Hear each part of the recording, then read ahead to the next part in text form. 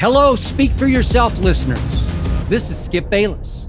Weekdays on Undisputed, I debate my co-host Shannon Sharp on the biggest sports news of the day. But now it is time for me to unleash in a brand new way. Introducing the Skip Bayless Show. My opportunity to share behind-the-scenes stories about things I've seen and confrontations I've had from decades covering the NFL and NBA. This is an opportunity to go so much deeper into solo opinions that just don't fit in rapid-fire debate.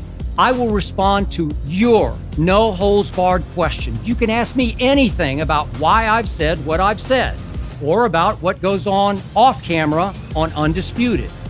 Your question should be as provocative as you want. My answer sure will be. New episodes of The Skip Bayless Show will come out each week.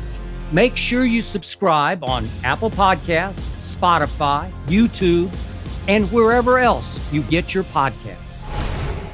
Welcome to Speak for Yourself, Marcellus Wiley, Emmanuel Acho. I'm excited for this show, big dog. I am. Tell me why. Because we talking Cowboys. We talking Cowboys.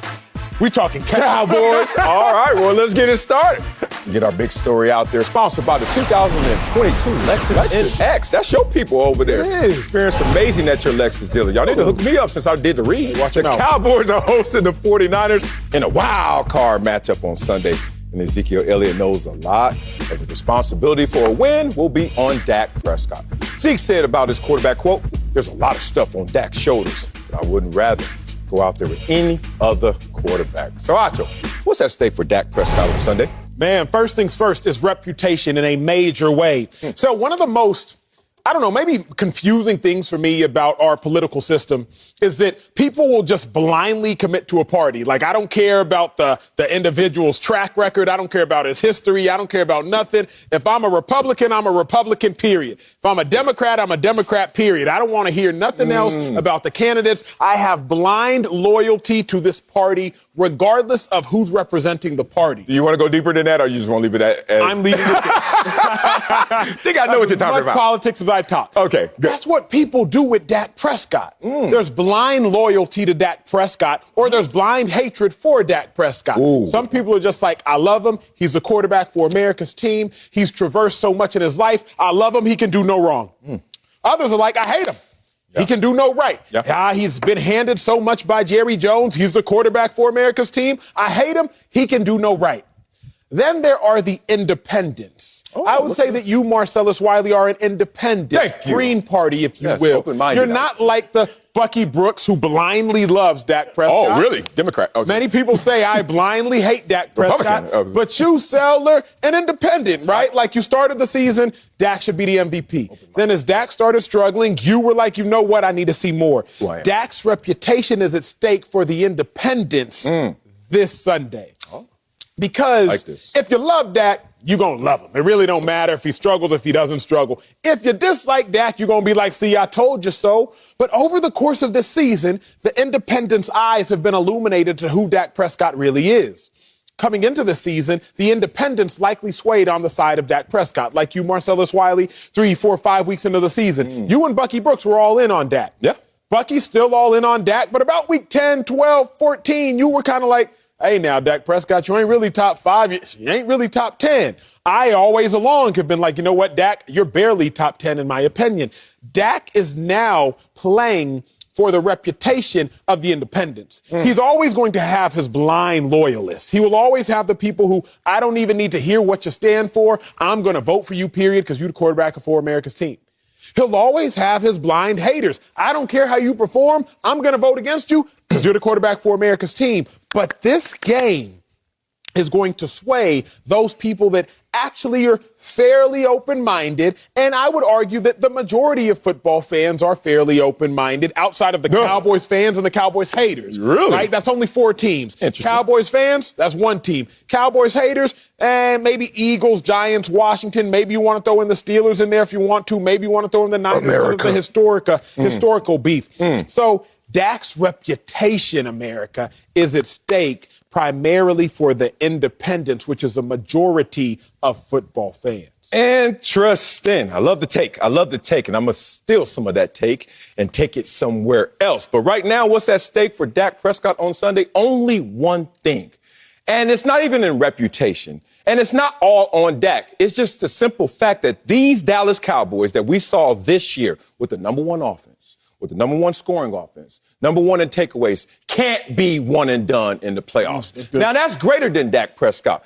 But you notice with Dak Prescott that people always fail English. They always mess with the pronouns. They always look at the Dallas Cowboys and say, you, Dak Prescott, when it needs to be y'all, Dallas Cowboys. You notice when they always talk about Dak Prescott, they always look at him and say, you, Dak Prescott, need to do something when they need to do something. And it's crazy that Dak Prescott has found himself in the playoffs before, losing record, 1-2.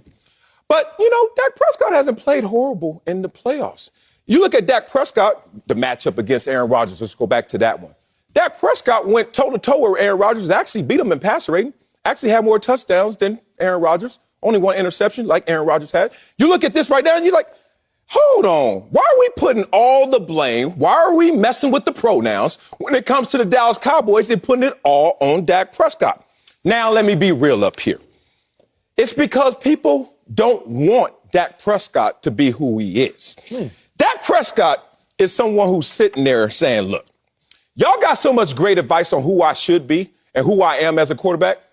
You ever get this kind of advice? Somebody tell you, hey, Acho, you should do A, B, and C. And you're like, well, won't you do it then, fool? Dak Prescott is sitting there quietly right now saying, hey, I'm the leader of the best offense in football. I'm the leader of the Dallas Cowboys. Everything that I've received, I have earned. But y'all think that I'm something that I'm not. So this is who Dak Prescott is. Reminds me of LeBron James. Ooh, you ready for this? LeBron James is sitting there saying, damn, everywhere I go, social media, this world, people always trying to tell me who I'm not. You're not Michael Jordan. Oh, you're not the GOAT. Okay, that's fine. You ever have somebody come up to you and tell you who you're not? Doesn't really bother you. You know what really bothers you? When someone tells you who you are and you looking at them like, fool, that's not who I am. People look at Dak Prescott and say he is a ordinary quarterback. People look at Dak Prescott and say his reputation's on the line for one game. When Dak Prescott's like, I'm a fourth rounder who became a franchise quarterback who set the NFL records. All I know is Dak Prescott is sitting there saying this is a collective effort, but somehow, some way, y'all always mess with the pronouns and always want to single me out. I like that take. I'm going to focus in and hone in on that because I don't know who Dak Prescott is. It appears that you do. I'm not convinced that y'all do, and I'm going to go to the big board and let's have a collective conversation. Well, he's up there, I think. I see pictures about who Dak Prescott is. Look at him. I got to get my workout in, y'all. I got to get my workout in. Sell America. What we can all agree on is this. Tier 1 of quarterbacks, Aaron Rodgers, Tom Brady, Patrick Mahomes. We can all agree on Tier 1A. Now, I throw Tier 1C as Russell Wilson because I don't think Russell Wilson is one letter below them. I don't think he's 1B, but I do think Russell Wilson is ahead of the next group of quarterbacks. So Tier 1, Rodgers. You saw Mahomes. You saw Brady. Now, Tier 2 is this group of quarterbacks. Herbert, Carr, Allen, Dak, Murray, Stafford, Burrow, Jackson.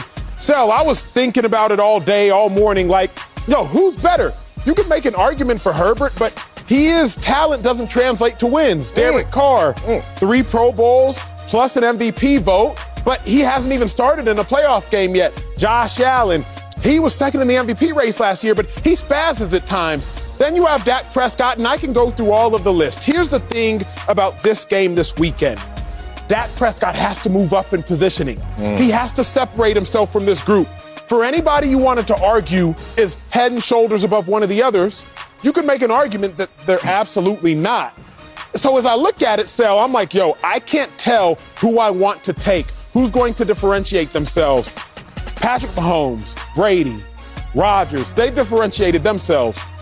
Russell Wilson, he's differentiated himself. We know Russ, we're going to take him ahead of taking Dak. We know we're going to take Rodgers, Mahomes, and Brady before taking Dak. But one more time, if we look at the next list, everybody else is just everybody else. If Dak wins this game, what Dak Prescott can do is start to separate himself ahead of Burrow, who has no playoff wins, ahead of Carr, who has no playoff wins, ahead of Herbert, who has no playoff wins, ahead of Stafford, who has no playoff wins, ahead of Murray, who has no playoff wins. If Dak Prescott wins, he moves up in positioning ahead of all these other young quarterbacks, young outside of Stafford, young outside of Carr. If Dak Prescott loses, all of a sudden, bump him to the back of the list, big dog. 1-3 in the playoffs? Oh, give me all these other cats before I get Dak Prescott. So what else is at stake for Dak besides his reputation is his positioning amongst the next generation of great quarterbacks. And that's going to be huge because Brady's not going to play forever,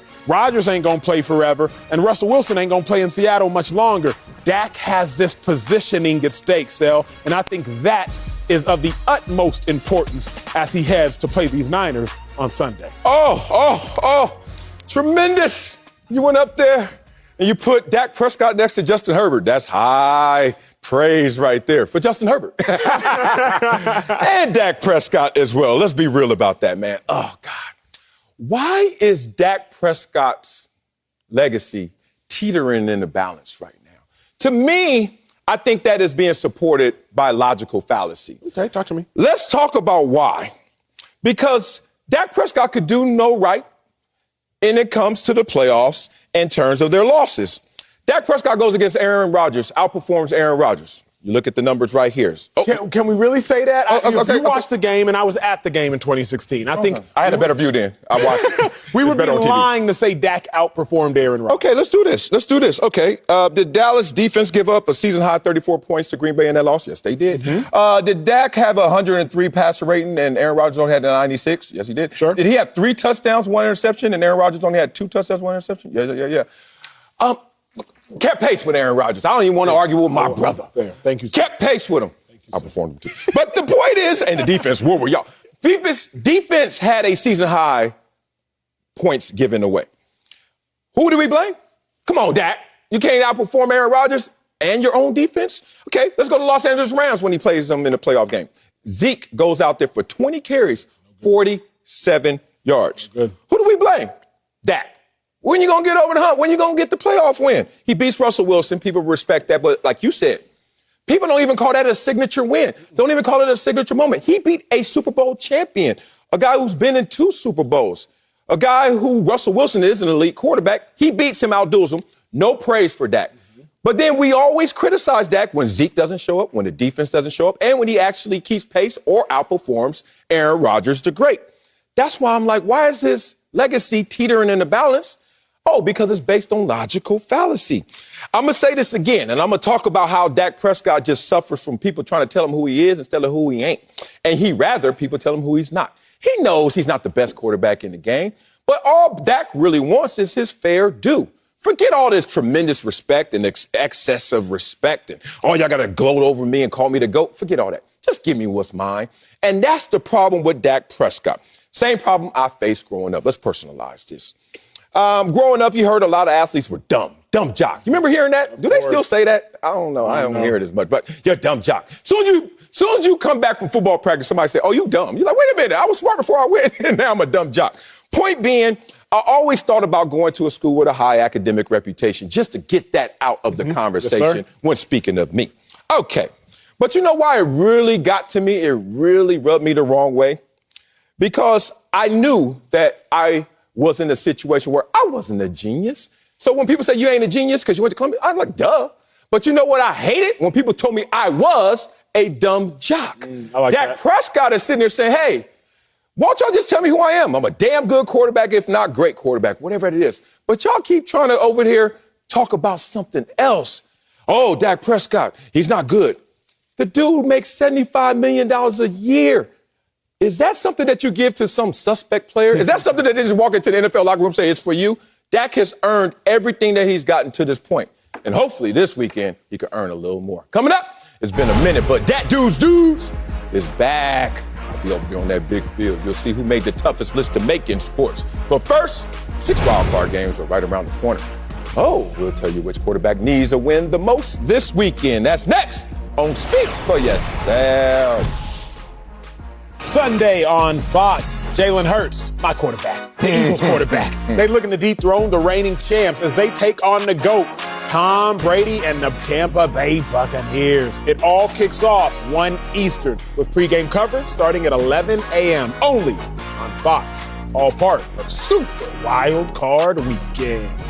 Now, speaking of Wild Card Weekend, boy, do we got some games to watch. 6 games are on the NFL's menu, and a few quarterbacks have something to prove. Joe Burrow making his playoff debut. Jimmy G, his 49ers future, it's up in the balance. Matthew Stafford, 0-3 in the playoffs, and we didn't even mention yet Dak Prescott, Kyler Murray, Jalen Hurts again. The list goes on and on and on. Going to be an amazing weekend. But, Sel, yes, which quarterback needs a win the most? It's Matthew Stafford, the only quarterback that took a flight to a new destination and better take flight in these playoffs, or else they're going to try and send him back to the old destination. Oh, Matthew Stafford, the pressure's on you. This is a past, present, future conversation in terms of Matthew Stafford. He comes in from the haunted house of the 0-3 playoff experience in Detroit, but everyone blamed the house. No one blamed Matthew Stafford walking through the haunted house being scared as hell, not playing well and playing up to his abilities. That's fine. Let's blame Detroit. Take a flight. Leave Detroit, come to Los Angeles. You come to Los Angeles and land, and you have a genius coach waiting for you. You have a loaded roster, a Super Bowl contending roster. All of a sudden, you see stars everywhere. They even add a star. They add Odell Beckham Jr. to the roster once you're here. All of that said, and you're in Los Angeles, not Detroit. Not Detroit, Los Angeles. And now you're in a position where you reminded them that it wasn't just the house that was haunted. Maybe you got some issues as well. Look at Matthew Stafford this year. Second most giveaways of all players in the NFL. Matthew Stafford? I thought that was a Detroit haunted house issue. We got you removed from that situation. So he's reminded them of all of his issues in Detroit. Now, this is what present day we're sitting there looking at Matthew Stafford. Are you going to exercise those demons? Or are you going to be 1-3 in the playoffs? You got the roster. You got the coach. You got everything you need. Let's go out there and ball out. But here's the future. If Matthew Stafford is one and done in these playoffs, imagine that the Rams lose to the Cardinals. And Jared Goff just sends out a tweet, I beat the Cardinals. Imagine how that feels. But more importantly, Matthew Stafford is still your quarterback going forward. He's your leader going forward. You imagine a quarterback who's now 0-4 in the playoffs, who is the same guy that he was in Detroit, just dressed up better in L.A., and then he try to say, next year, bring it up, guys, come on in. Man, stop. You know what this is going to remind me of?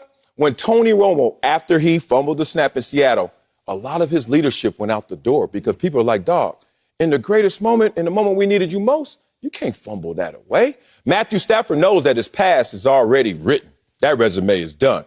Now he's reminding them that that past may not be behind him.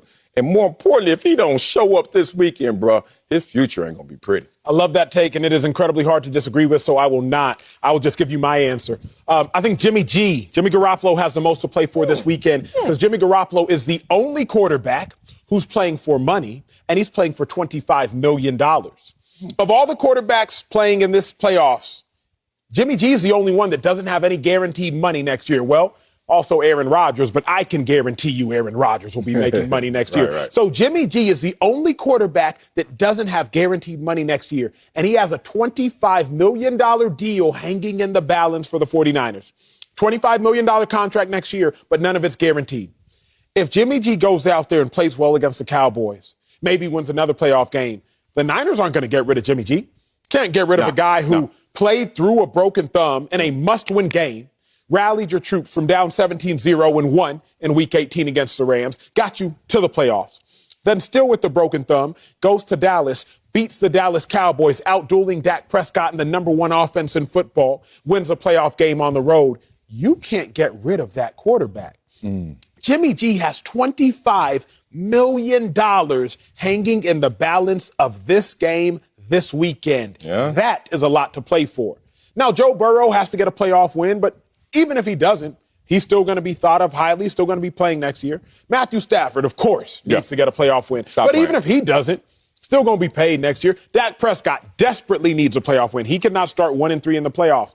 But even if he doesn't, he's still Gucci. His check is still going to cash. Jimmy G is the only quarterback who, if he does not win this weekend, he might lose $25 million. Not might. He will lose $25 million. For that reason, Sel, to me, it's Jimmy G.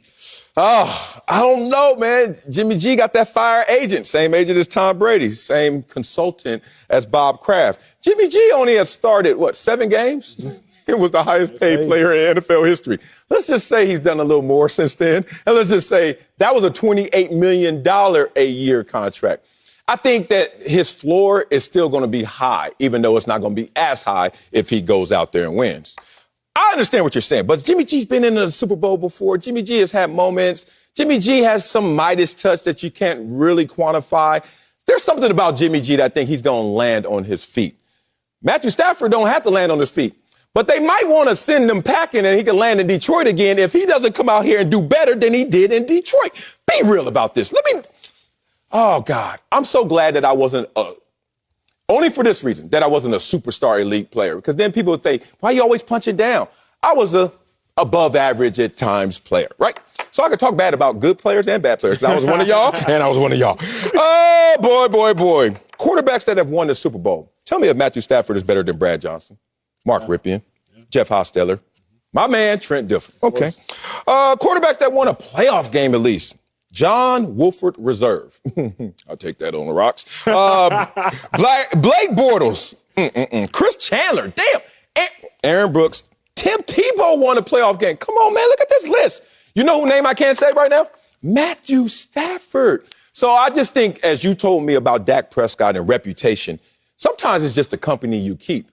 And if you look at Matthew Stafford, if he goes out there and he's 0-4, do you know the company that he will keep? Worse than the names that I just mentioned. That's not good enough. But think about this for a second. We already have the excuses built in for Stafford. Man, it was his first year in L.A., man. Come on, big dog. He just got here. McVay and him just got here. He lost his number 2 wide receiver, Van Jefferson. OBJ still learning the system. Cam Akers tore his Achilles in July. The starting running back is out here with the partially torn Achilles that he's still trying to rehab. I mean, come on, man. Matthew Stafford, give him grace. One more year. Hope for him. Jimmy G, if he messes around and gets hurt, right? Say Jimmy G gets hurt in this game. We already have our minds made up of who Jimmy G is supposed to be. So I heard this one time, and let me know if it's true, let me know if it's not. Personalizing things, my favorite parts of the show. Yes. Someone told me the biggest indicator of whether or not a relationship will work, the biggest indicator is. How far she? Oh, okay. I'm listening. The biggest indicator is this. Do you look at your partner when they make a mistake and assume that is who they are? Or you look at your partner when they make a mistake and you assume that mistake is not indicative of who they are. That's the biggest indicator for a success in a relationship. Do you assume the best of your partner or do you assume the worst of your partner? If you tell me if you're late, well, you're always late. Or if you're late, oh, something must have occurred. That's why they were late. Do you assume the best or do you assume the worst? That's the indicator of success in a relationship. We assume the worst of Jimmy G. Yes. When Jimmy G messed up his thumb, here we go again. Russell Wilson messed up his thumb, and we were like, oh, how did that happen? Yeah. Not Russell Wilson, who hasn't missed a start. If Jimmy G goes out there and plays great, oh, wow, he played great. Interesting. I can't believe he did that. If Matthew Stafford plays bad, oh, well, can't be Matthew Stafford. Surely he'll play well next time.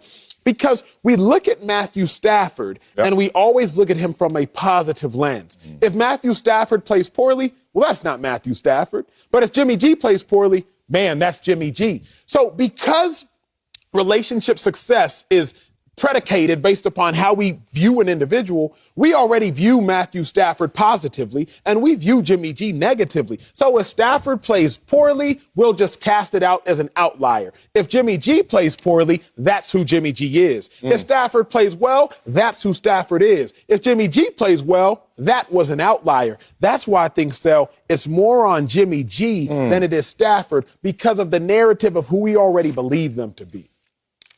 Tremendous. Can I just put something next to that? Please do. And not disturb what you just did? Don't disturb this groove. I won't disturb that. I'm over here. There's only one thing worse than assuming about a quarterback, assuming about a person, assuming about a significant other. Talk to me. Is when you know, and what you know ain't good. Because assuming is making an ass out of you and me. Yes, sir. But when you know, you're just making an ass out of you. Because me, I already know who you are. Oh, if you 0-4, I ain't got to assume nothing. But, bruh, 2 different places, and now you're 0-4. You've already had more giveaways and touchdowns in the 3 games prior. Who knows what you'll do in this game if you lose it? You have 4 pick sixes this year. You've already reminded us that your past is present. I just don't know how it's going to go. See, this is the thing.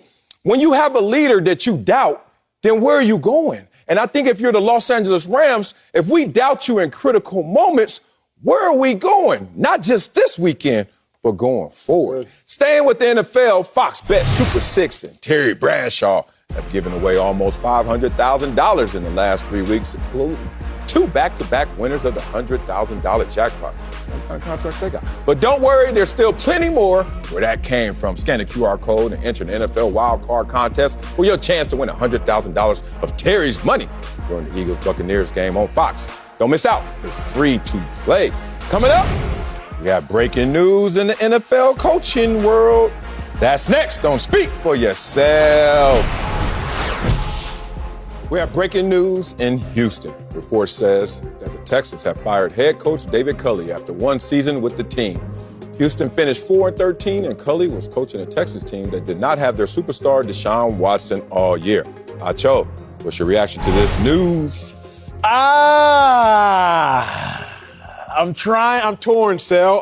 I want to make sure I'm still working here tomorrow. But I got so much to say. Let's go. Let's state the obvious first and foremost. Let's state the unfortunate obvious. There's currently 1 black head coach in the National Football League. There are 32 teams in the National Football League. You all do the math.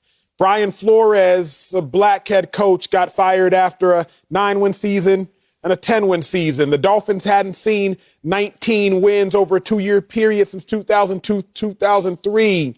The last 3 coaches that were one and done were David Culley, Steve Wilkes, Urban Meyer. Now, only one of those 3 coaches actually embarrassed themselves on the job. The other 2 were just working hard on the job, and their resume did not have enough time to look how they would like it to look. So I'm just stating facts, y'all. These are not opinions. I'm just stating facts. 1 black head coach out of 32. The league is 78% black. I'm just stating facts, y'all. Don't kill me. I'm just a messenger. Now, if we're talking further, the man was set up to fail.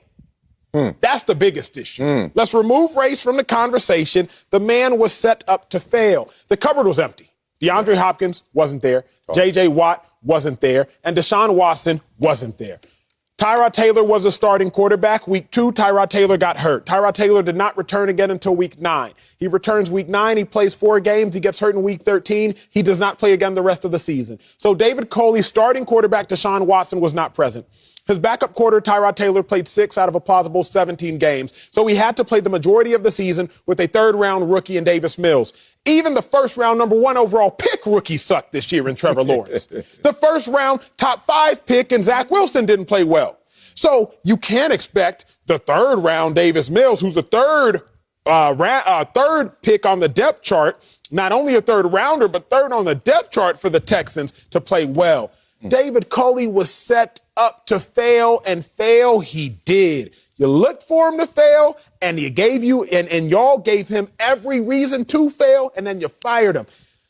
What was the point in hiring him if you were going to fire him after a 4-13 season? I'm torn, Sel, because I really don't want to bring race into this. I don't About 4 minutes late, but let's go. But as an analyst, I almost feel like it's our job to analyze every aspect of things, both present and also forecasting. And I think the unfortunate truth forecasting is this.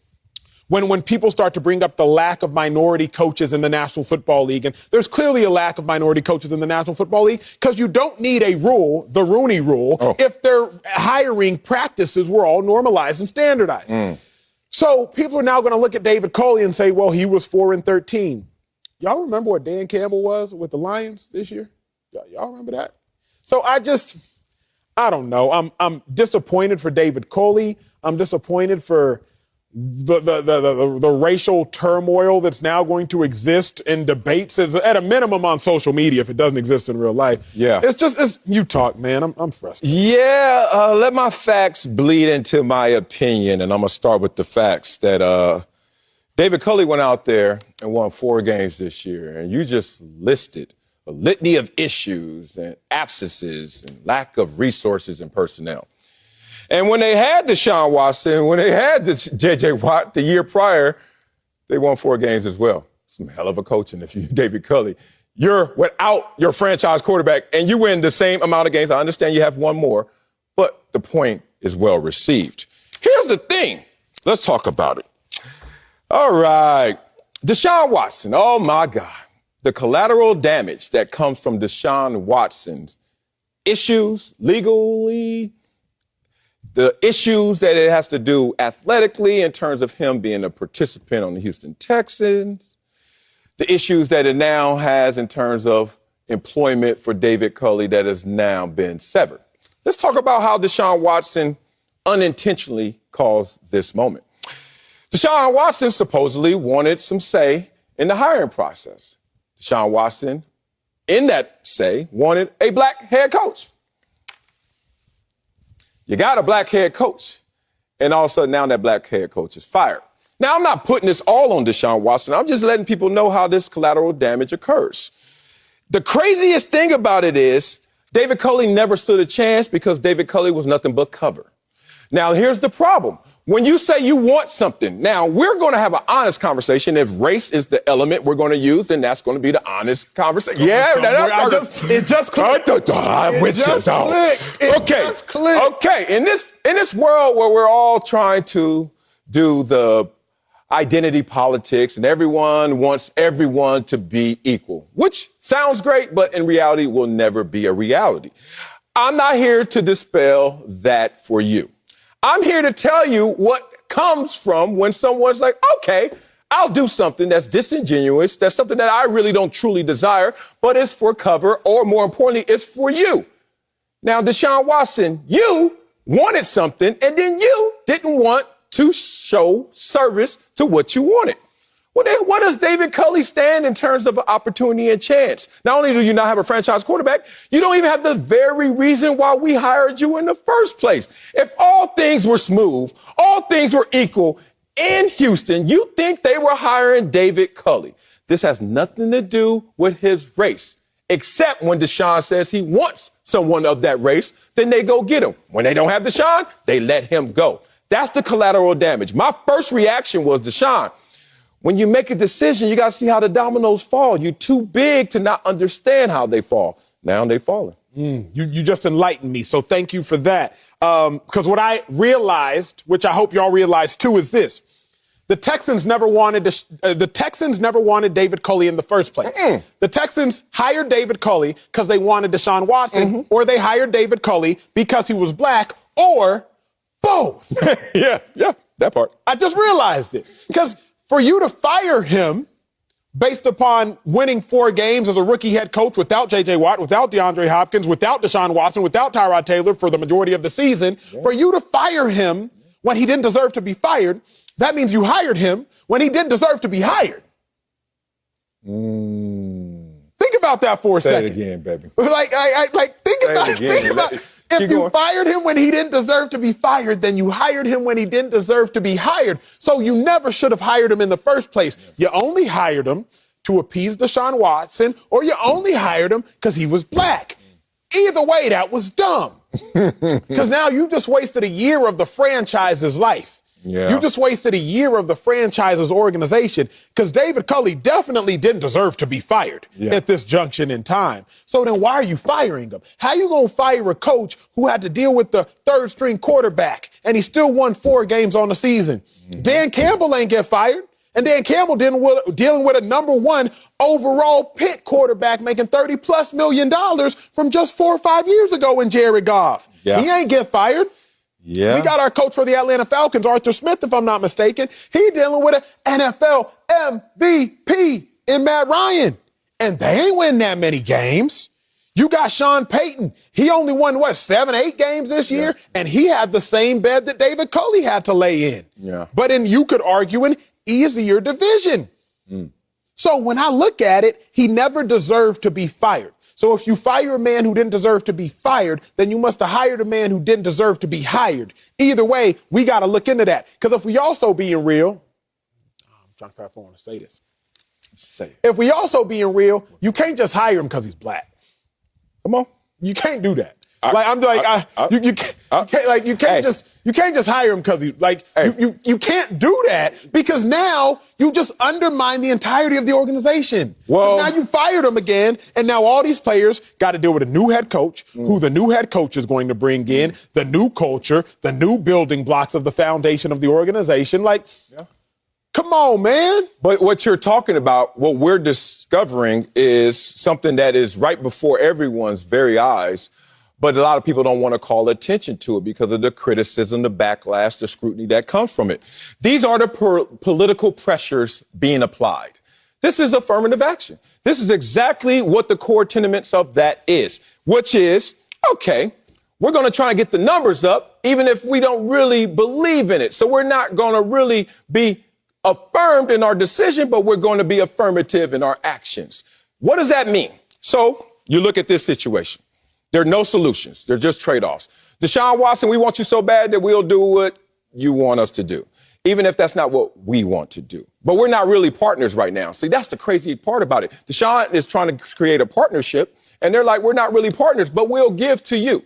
But Deshaun Watson at that time was the cover. When Deshaun Watson is now dealing with his own issues and not a part of this team, there is no cover for David Culley. So now we can just do what we desired to do, which was what they did today. Let me tell you how this goes. There have been 12 coaches that have been one and done since 2006. 12. Most people would think that that's going to skew heavily towards the black coaches, but not really. 4 of the 12. 8 white, 4 black. They'll fire a white dude 1 year, just like they'll fire a black dude. The problem is there's not the same quantity of black coaches to even deal with. Dive into that, Sal. Okay, I'm going to dive all the way in. Because I don't want the listener to be like, well, they fired 8 white coaches and only 4 black coaches. Yeah. Remember, there are a lot more white coaches to fire than there are black coaches to fire. Yeah. So percentage of black coaches being fired after 1 year is much greater than percentage of white coaches being fired after 1 year. Yes, please go. Let's go all the way to the deep end, though. Don't let me drown, though. Don't let me drown. You better don't drown. There's also the difference in quantity of coaches that desire to be coaches that are white versus black. We talked about this before. Let's talk about it again. There's no hard numbers on it, but let's just say that there are more players, whether high school, former athletes, college, whatever pro, that wanted to be coaches that are white than are black former players that wanted to be coaches. The line is longer for the white coaches than it is for the black coaches. Therefore, there are also more white coaches than there are black coaches. Now, what's happening? If you look around, there's also this same dynamic when they talk about commentators as they're watching 2 black former players host. I was posed with the same conversation as maybe David Culley was. What you gonna do when it's over? What I wanted to do was talk it. What he wanted to do was coach it. But you got to understand, when we talk a quantity conversation, as I brought up the numbers, 4 of 12 one and dones, the quantity conversation goes back in terms of how many do they even get the pool from in terms of number of coaches. This is crazy because Deshaun Watson starts by saying, I want something. And then the ultimate thing that they wanted, he never gave them, which was his service. So then David Culley, you're just dangling in the wind, brother. Sorry, man. It's just a casualty of the affirmative action. Well, here's the thing, right? Only part I disagree with you on is this. Don't just hire someone because they are something if they are not qualified for the reason you're hiring them for, right? If you are hiring someone because they're something and they are qualified, that's different. But if you're hiring someone just because they're something and they're not qualified, that's where it's like, ooh, time out. Let me get a 30-second one. But David Culley's qualified. One. He is. I wouldn't have hired him. What was he? The Ravens passing game coordinator and the Ravens wide. Somebody talk to me because we did this on the fly. So I'm literally just going off my natural knowledge of what David Culley was. He wasn't even the Ravens OC, obviously, because that was Greg Roman. Mm-hmm. So his qualifications in my mind were not the same qualifications of a Brian Flores, and not even the same grooming of a Brian Flores. David Culley to me was maybe as qualified as a Nick Sirianni, who to me also wasn't qualified. I'm still waiting to get David Culley's resume. So as I look at it, I just don't know that you can. I don't think the hiring was a wise hiring because you hired him because Deshaun Watson said he wanted someone. that's what we heard. Deshaun Watson didn't tell me personally. Facts. But the reports were that Deshaun Watson wanted a coach that was black, but now you finna fire him when you didn't even give him a chance to succeed. It's like, come on, man. Well, listen to this, and you got to make the designation and the difference. Qualified gets you into the door, but what gets you the title, what gets you the true opportunity is desire from the person in power. So think about this. It's not a conversation of is David Culley qualified, because coaches, not every coach that's a head coach has been an offensive coordinator or defensive coordinator or even special teams coordinators. Sometimes you can just leap the line, you know? However, at the same time, it's what the desires are of that same franchise. This one was so entangled in listening to the public outcry, Deshaun Watson's desires, that it never served the Houston Texans in terms of what they wanted. And David Culley, I'm sure, knew it. That's why he only had 2 years of guaranteed money on his contract as a coach, when they usually get 5 years. So David Culley even is like, look, because of the lack of opportunities, I got to take this opportunity, even though it's not long for me. I'm starting to get heated. Not at reality? Yes, exactly. Welcome. But here's why. Stop doing things for optics. Can't do that. Political like pressures. The David Culley hiring was clearly just for optics, because the David Culley firing is not merited. But why? Okay, let me stop you down. Please stop me. Why down. are you acting like this is an epiphany now? Or why is this sounding profound to you now when you just said that he didn't seem qualified to be hired in the first place? Here's why. Come on, bro. Because I'm not even just thinking about sports. Okay. I'm also thinking about different shows, right? Some of our favorite shows over the last year, promoting black faces of these shows, promoting black men, black women, because it's like, okay, after this happened, we got to atone. And then we just go back to reverting back to our natural path, we go back to undermining what we were actually trying to do in the first place. Like, Texans, y'all didn't even give the man a chance. Big dog. Like, y'all didn't even give the man a chance, and now you gonna fire him, and worse than anything, because forget me, forget you, you hurt your organization. Yeah. You hurt all 53 on that roster, 68 when you count the practice squad and whatnot, based upon how the NFL is fluctuating. Like, and y'all did all that for what? Come on. Well, they did it all because the temperature is different now than it was when they made the decision. At that time, it was a muscular move. It was to serve several purposes. One is to get all of the conversation that the Houston Texans and the organization had racial issues that were racially insensitive. Remember what the Texans' late owner, Bob Mayer, said? What was it? We can't have the players inmates running a prison. Yeah. So you're right. Just to give y'all context of what the Texans have been dealing with. Yeah. So at that time, this makes more sense than right now. At that time, they also were dealing with that. They're dealing with just the societal pressures that everyone was saying that Black Lives Matter and slogans on the helmets, etc. Like, that was what the flavor was. They also were dealing with, hey, Deshaun Watson, basically anything to please you as long as we can get your services that pleases us. And then they did it at that moment. But that temperature is not the temperature it is right now.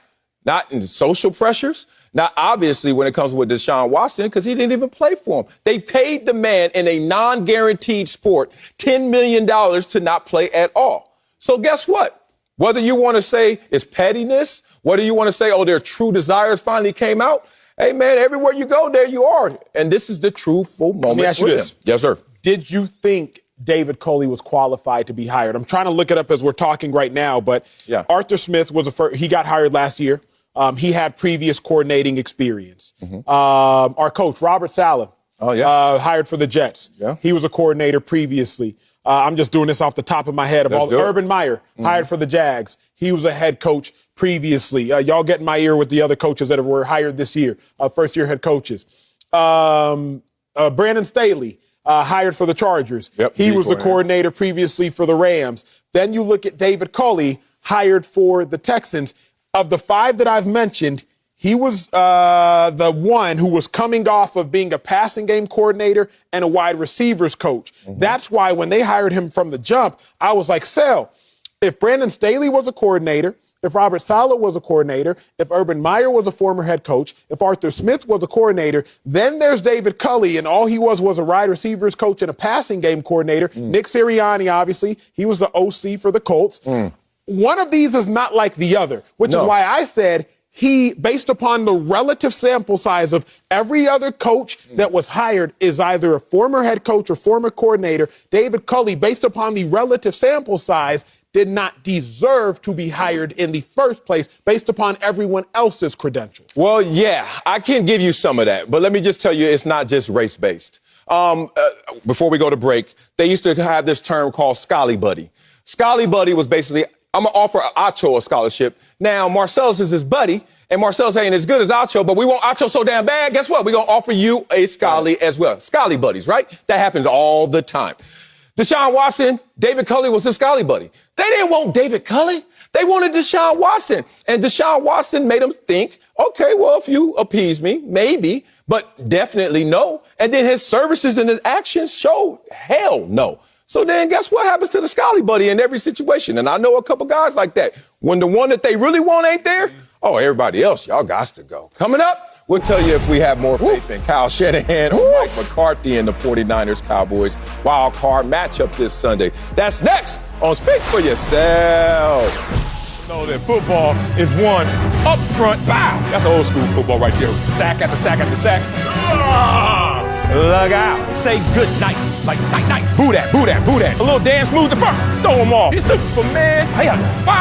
Bullet guard. Yeah. Gotta show some love in them trenches where them big uglies reside. Look at this boy out there. Oh, everybody's seen this play, but everybody doesn't know why this play occurred. Oh. Welcome, back. Come on, quarterback. Making me work. Welcome back to Speak for Yourself. Oh, Dale, look at that. Got that left hand, though. Yo, it's time for the return of that dude. They done woke me up now. Oh, that's 2 days in a row. Right, get it. Man, this ain't real. Whatever you've been out the country. No, it's magnetic, big dog. You know what I'm saying? It's magnetic? Glass, you know what I'm saying? Expensive magnetic well, glass. It can connect to mine in the villages of Nigeria. Marcel's going to highlight the best from the guys in the trenches. We got to start in Minnesota, where a Vikings defensive end showed his strength to bring down Andy Dalton. Oh, I feel like I'm rich and I'm poor. I don't know what the hell is going on here. Hey, let's talk about Kenny Willekes. What you talking about, Willekes? All right, my man right here, Kenny Willekes on the sack right now. Let's get some love to where it goes. Andy Dalton like, damn, I'm too old for all of this problem, all this pain.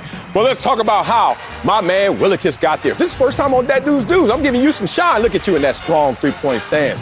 Now, everybody's saying, oh, we're going to block you. Oh, guess what you're going to do right now? You ever seen this dance right here? Hit that sneeze on the board. I them dudes in the Bay Area do. I don't know how to do that. But the same time, he made that big old dude hit the sneeze on his head. And then we're going to spin around. Andy Dalton's like, damn, he over there sneezing. He about to come get me.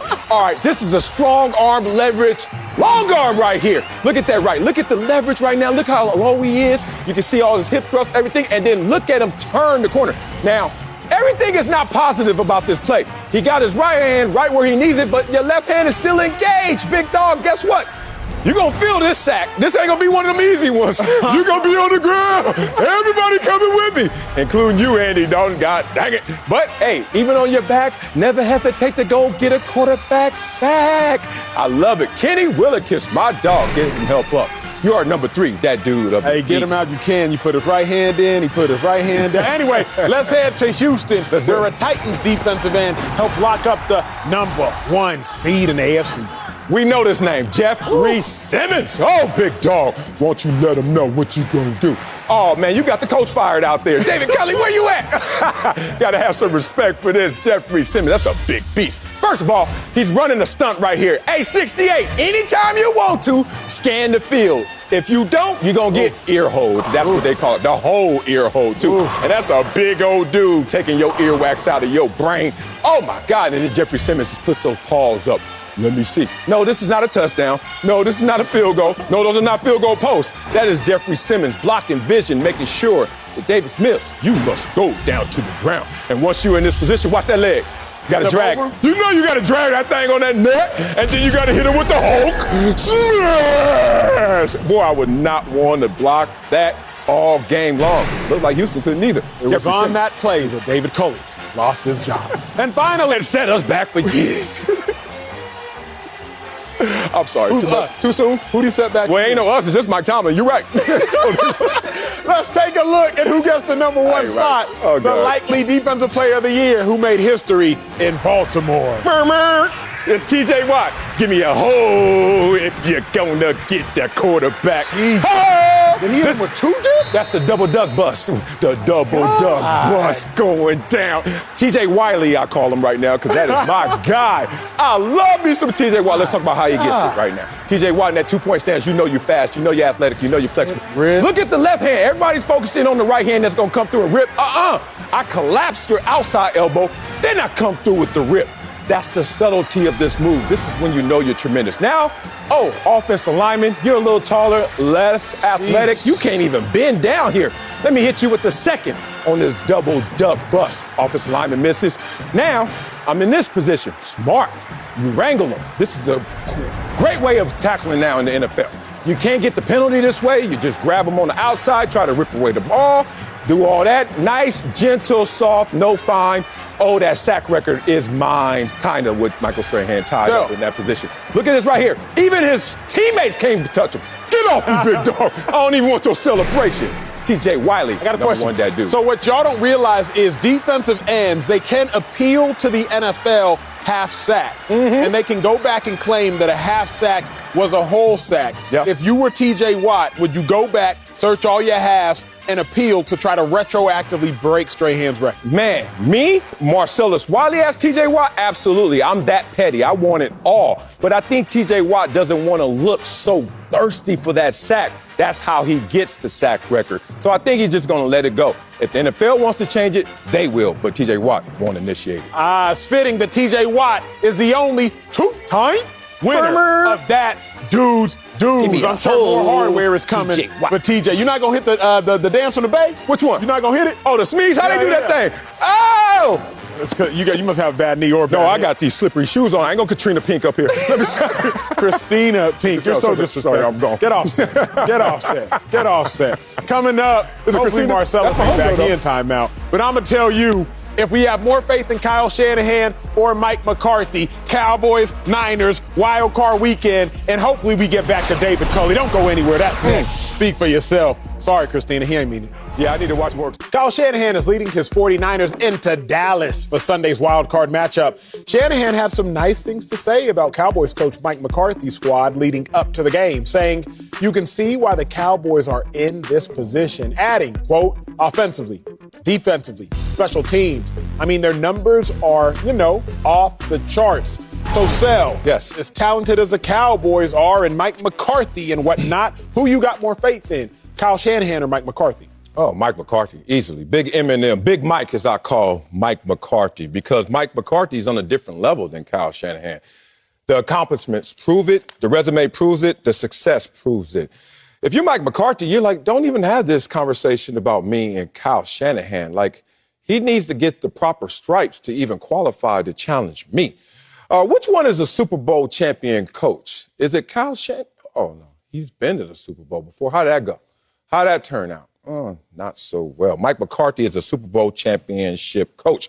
Mike McCarthy is looking around right now saying, look, I have the number one offense. I have the number one scoring offense. My team is prolific. We light up the scoreboard. I have faith in him because of what he has in terms of what his team's personnel is.